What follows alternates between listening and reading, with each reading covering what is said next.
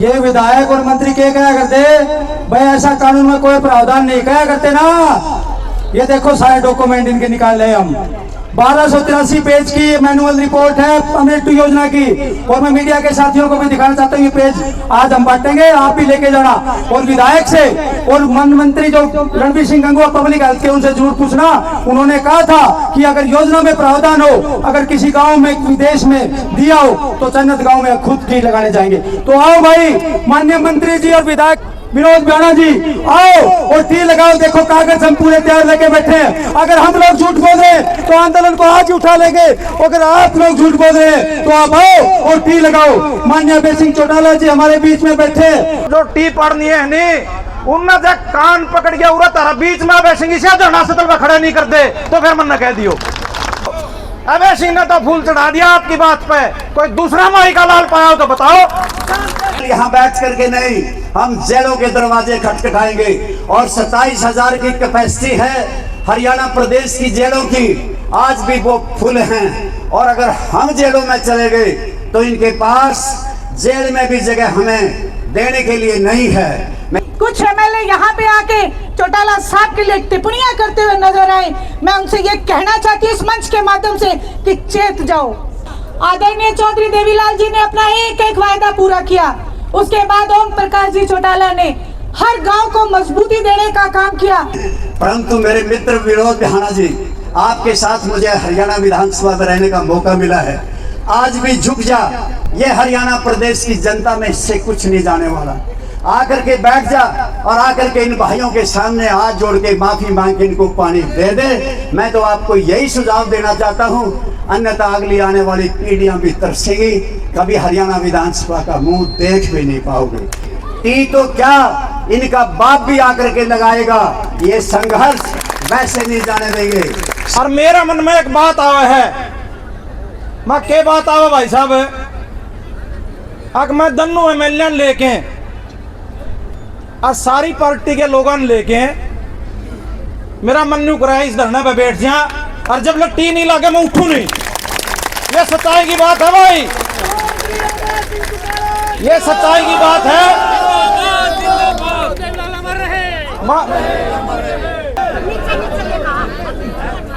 इस धरने पे दूसरी बार पहुंचे इंडियन नेशनल लोकदल पार्टी के राष्ट्रीय अध्यक्ष चौधरी अभय सिंह चौटाला जी। आज बोलने वाले वक्ता बहुत हैं, मैं आपके बीच रोज ही आता हूं, लेकिन एक बात जरूर कहना चाहूंगा। यहाँ अनेकों राजनीतिक दलों के नेता आते हैं, आते भी रहेंगे, आना भी चाहिए। ये सबकी साझी लड़ाई है। और ये भी बार बार मंच के माध्यम से कहा जाता है कि भाई नेता तो आवे हैं और 20 मिनट में भाषण दे के चले जावे हैं, और ये कह के जावे हैं अगर हमारी जरूरत पड़े तो बताइयो। एक कोड़ा का बुजुर्ग है भाई, आज भी आ रहा होगा, वो कह रहा था भाई राजनीति वाले आवे हैं, इस पे फालतू चन्नत गांव नहीं की क्या जरूरत होगी। जो ये न्यू कहो है भाषण में, अगर जरूरत हो तो जब बता दियो। बस लाठी चार्ज हो लिया, आंसू गैस के गोले छोड़ लिए, मुकदमे बन लिए, पानी मिलता को नहीं, और क्या जरूरत होगी। एक साथी कल में आ रहा था, वो न्यू भी कहा था भाई टेंट बधा लो, टेंट बधाने का क्या फायदा, आएंगे तो राजनीति आए आएंगे और 10 मिनट में चले जाओगे। मैं एक ऐसी बात आप लोगों के बीच में बताना चाहता हूं, नेता नेता की भावना होती है। जिस दिन लाठीचार्ज हुआ और ये हमारी बहनें हैं, इनके ऊपर आंसू गैस के गोले छोड़े गए। चौधरी अभय सिंह चौटाला लगातार इस धरने से जुड़े हुए हैं, लगातार वीडियो सोशल मीडिया के माध्यम से एक एक पल की इनको खबर रहती है, कौन कितनी मदद कर रहा है, कौन क्या बोल के गया है। इनका रात को मेरे पास फोन आया, अब मैं उम्मीद जाती तो बहुत होगी लोगों के साथ, और मेरा मन में एक बात आवा है। मैं क्या बात आवा भाई साहब, अगर मैं दन्नू एमएलए लेके और सारी पार्टी के लोगों लेके मेरा मन नहीं कराया इस धरने पे बैठ जा, और जब लट्टी नहीं लगे मैं उठू नहीं। ये सच्चाई की बात है भाई, ये सच्चाई की बात है। एक मिनट माँ जी, बहुत अच्छी बात है, लेकिन इनकी एक आदत है, हर बात पर जो सीनियर हैं पार्टी के उनकी राय जरूर लेते हैं, उनका लंबा तजर्बा है। तो इन्होंने अपना ये विचार सीनियर नेताओं के सामने रखा, तो उन्होंने ये कहा कि आप तो बैठ जाओगे, इसमें कोई दो राय नहीं है, लेकिन फिर यू धरना है नहीं, इसका लोक दल की छाप लाग जाएगी और इनका नुकसान हो जाएगा। और पार्टी ने कहते कि भाई लोक दल का धरना है और हमारा क्यों आवा, और संगठन भी कह देंगे। तो उन बातों का जवाब दूं जो भाई नहीं कहा हाँ हमारे चले जाए, हमारा नेता ही साहब उरे बैठा था, उरे लंगर चलवाओ था पार्टी के लिए, ये सच्चाई है। और यह दिल्ली बॉर्डर पर भी थी भाई, यू सुरेश कोत बैठा उरे, ओड़ा भी नहीं हुआ थे, चले जावे थे, ओड़ा भी एक के नेता ऐसा था जिस तक सुरेश कोत का माध्यम से सारी संघर्ष समिति ने एक प्रस्ताव भेजा था, अगर भाई आप तक त्याग चाहे हैं, आप तक कुर्बानी चाहे हैं, आप इस्तीफा दे दो अपनी कुर्सी से, अपने विधायक पद से आप इस्तीफा दे दोगे तो एक रास्ता खुल जाएगा और अपना आप और विपक्षी नेता भी इस्तीफे दे देंगे। लेकिन साथियों, अबे सिंह ने तो फूल चढ़ा दिया आपकी बात पे, कोई दूसरा माही का लाल पाया हो तो बताओ। नहीं पाया। तो आज भी किसान मजदूर एकता जिंदाबाद जिंदाबाद जिंदाबाद, आज भी हजारों साथियों के साथ आपके बीच में पहुंचे हैं, और एक ही बात है भाई, आपका सहयोग और समर्थन मिला और परमात्मा ने कोई सूत्रे दिन दे दिए, तो जो टी पड़नी है नहीं उनने जब कान पकड़ गया उरा तारा बीच में बैठेंगे से धरना सतल में खड़े नहीं करते, तो फिर मन न कह दियो। सरकार को झुका देने वाले इस धरने को सलाम करता हूं, प्रणाम करता हूं इन महान क्रांतिकारी दोस्तों का, माताओं और बहनों का, कि सरकार ने झुक करके टी लगाई और सरकार ने बहसीपन में जिद में टी पार दी। साथियों, मैं इस बात के लिए विशेष तौर से कहना चाहता हूं कि शायद है ये बहकाने में बहुत माहिर हैं। भारतीय जनता पार्टी की सरकार बनी तब से लेके उससे पहले भी सबसे ज़्यादा अगर किसी को बहकाया गया, धोखा किया गया, तो किसान के साथ किया गया था। किसानों से कहा था कि स्वामीनाथन योग की रिपोर्ट लागू कर देंगे, किसानों से कहा था कि थारी आमदनी दुगनी कर देंगे, किसानों से कहा गया था कि एमएसपी का कानून बना देंगे।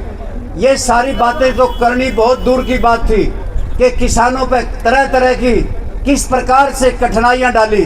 कहीं मेरी फसल मेरा ब्यौरा शुरू कर दिया, कहीं कर दिया प्रधानमंत्री फसल बीमा योजना।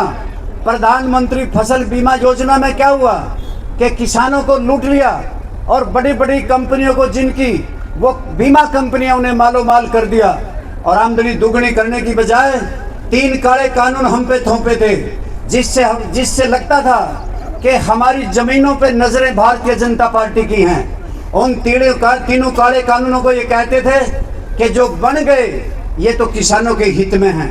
किसानों ने अंगड़ाई ली, देश का किसान दिल्ली के चारों तरफ 380 दिन तक बैठा रहा। 750 से ज्यादा किसानों ने अपने प्राणों की बलि दे दी, तो देश के प्रधानमंत्री झुके और रात को जाकर के माफी मांगी, कहा मैं किसानों को समझा नहीं सका, इसलिए मैं ये कानून वापस लेता हूँ। इसके लिए भी किसानों आप सबको बहुत बधाई हो। मेरे मित्रों और साथियों, ये इसलिए मैं कह रहा हूँ कि ये बहुत बहकाने के माहिर हैं। इन्होंने कहा था कि किसान की किस प्रकार से गेहूं की खरीद होगी, कि बायोमेट्रिक मिलान होगा। कहा था किसान को आपका फोटो उतरेगा, किसान से कहा था कि आपका अंगूठा का निशान मिलाया जाएगा, किसान से कहा था तेरे आंखों की पुतलियां मिलाई जाएंगी। अंगड़ाई ली किसान यूनियन ने और मैदान में निकले अभय सिंह चौटाला। सारी शर्तें धरी रह गई और भारतीय जनता पार्टी देखती रह गई, किसान की गेहूं बिकी थी। इसी प्रकार से शर्तें लगाई परिवार पहचान पत्र की, बुजुर्गों की पेंशन रोकने के लिए। मैं विशेष तौर से कहना चाहता हूं कि परिवार पहचान पत्र के साथ जोड़ा गया 1,80,000 से आमदनी ज्यादा जिसकी होगी उसकी बुढ़ापा पेंशन नहीं मिलेगी। जिसका बेटा नौकरी पे होगा उसे पेंशन नहीं मिलेगी। और ये कहा जिसके 5 एकड़ जमीन होगी उसको पेंशन नहीं मिलेगी।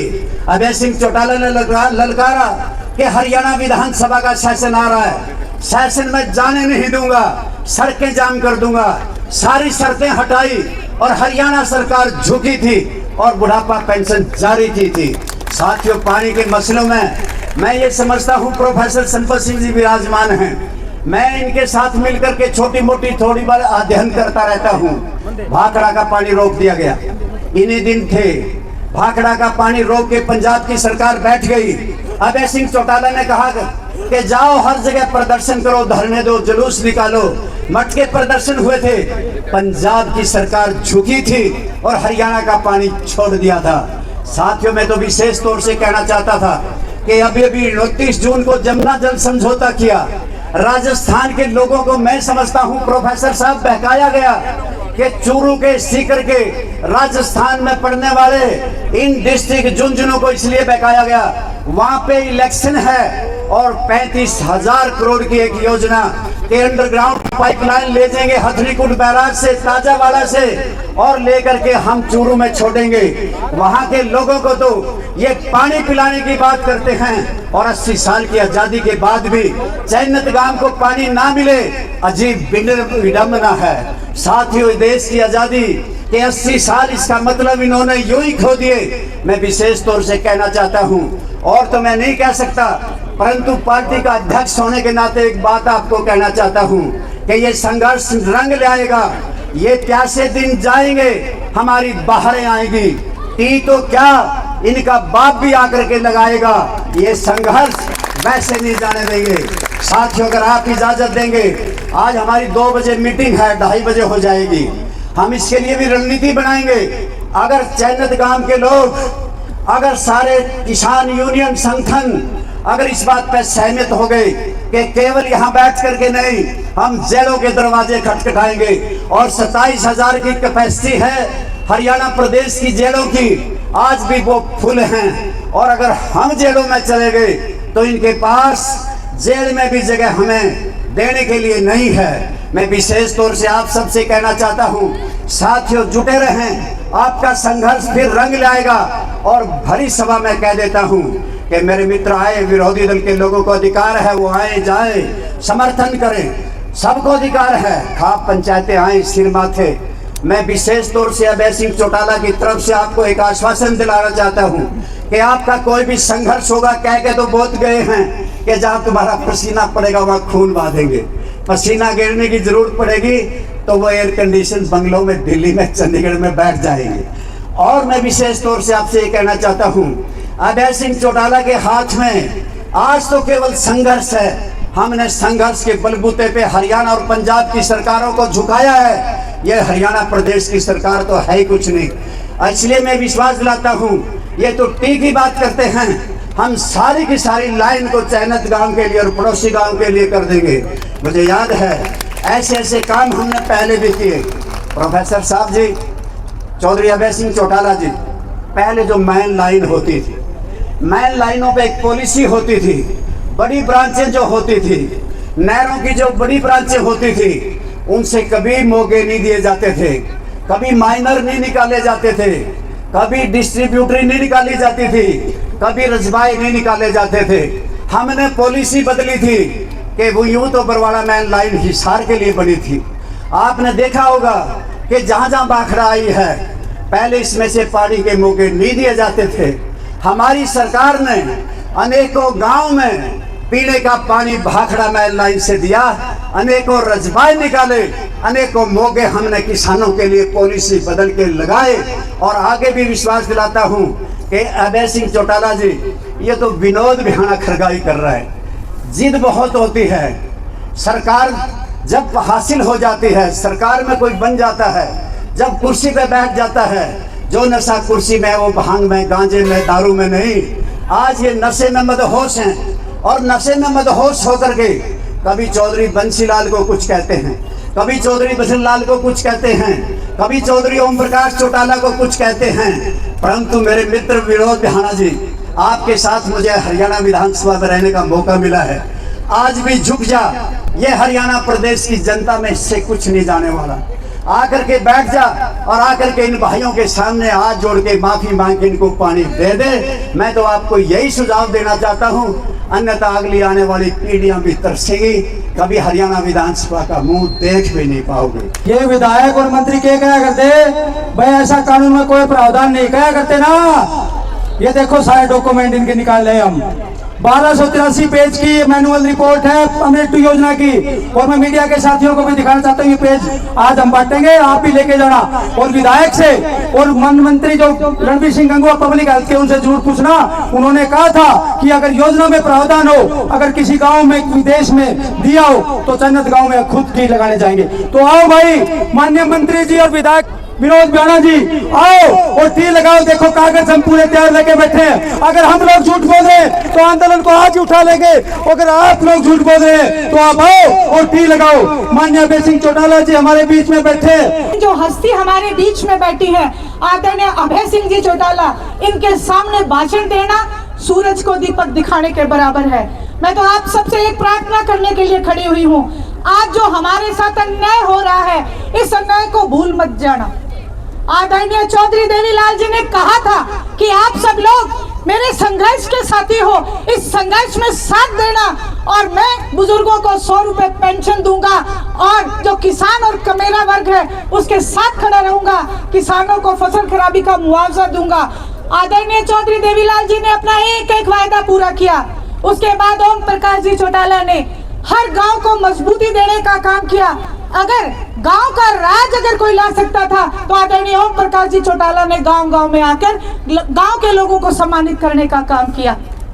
आज हालात ऐसे हैं कि आपके यहाँ के एमएलए बैठ के भाषण देते हैं, बैठ के प्रेस कॉन्फ्रेंस करते हैं, लेकिन जिस जनता ने उन्हें वोट देके इस लायक बनाया, उस जनता की तरफ उनका कोई ध्यान नहीं है।